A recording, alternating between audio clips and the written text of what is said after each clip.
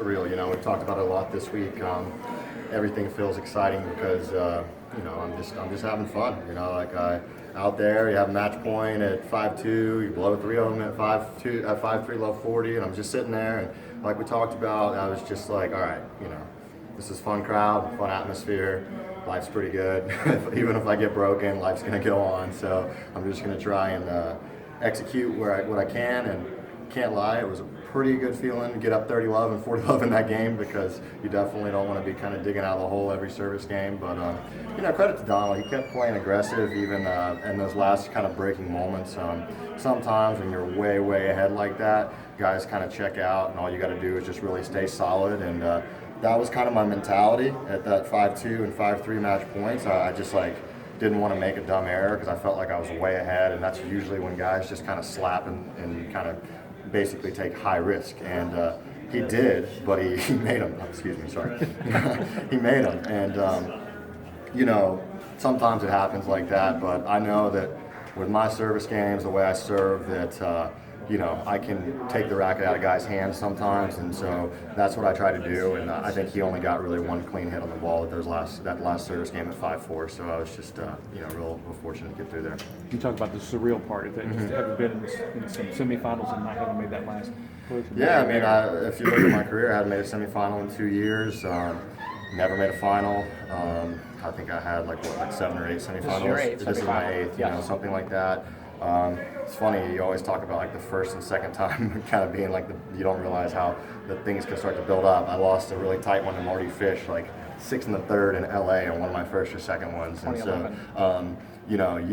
I certainly didn't expect it to be 6 years until I got there, but nevertheless, I guess that's why it's a good thing that my career got started early, because now I feel like things are coming together, and I'm not 32 or 33, I'm 24. So I think that there's a lot of room for improvement. I don't think that I'm playing the best of my ability. I know I'm playing well, but I know that I can keep building and keep getting better.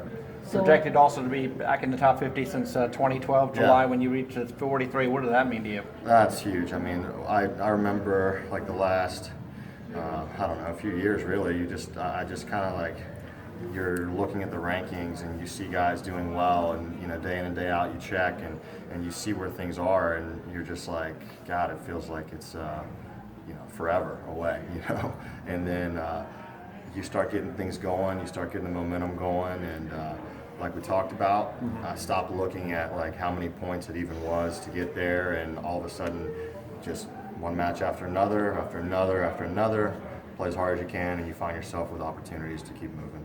Ryan, you talked about being on tour for a while, but only being 24. Yeah. How has your mindset changed in recent years? You seem a lot more calm out there when things might go the wrong way. Yeah, I think it's probably the fact that I hit so low of a point and really reached a point of no return with it, where you don't really, when I'm out there right now, I'm not freaking out. I'm not. I get broken serving for the match, but I'm not freaking out. I'm just calm. I'm being relaxed, and to me, that's just. Sorry, I can't concentrate right now. Peter. That's all good. What was I talking about?